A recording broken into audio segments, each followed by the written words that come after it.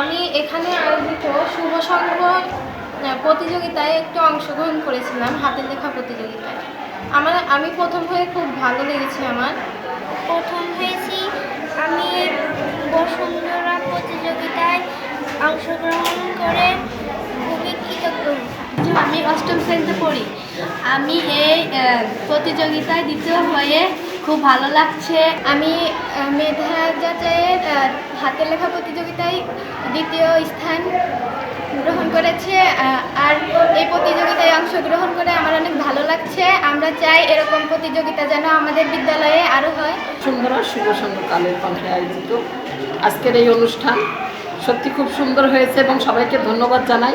আমি ঊর্ধ্বতন কর্তৃপক্ষকে অনুরোধ জানাই যেন আগামী দিনে এই অনুষ্ঠানটা আরও এভাবে ছড়িয়ে পড়ুক, বাচ্চারা আরও উৎসাহী হোক।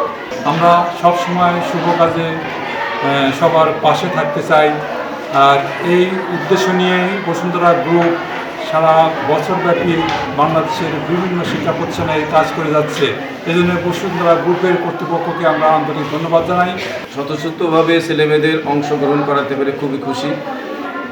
বসুন্ধরা কোম্পানি বাংলাদেশের শিক্ষা উন্নয়ন সহ বিভিন্ন আর্থসামাজিক উন্নয়নে এরা কাজ করে যাচ্ছে। বিশেষ করে শিক্ষায় ভূমিকায় রাখছে হাতের লেখা প্রতিযোগিতা। এর মধ্যে আমাদের রয়েছে দরিদ্র বিমোচন, এর মধ্যে রয়েছে বৃক্ষরোপণ, এর রয়েছে শীতার্তদের জন্য বস্ত্র, খাদ্য ইত্যাদি বিতরণ।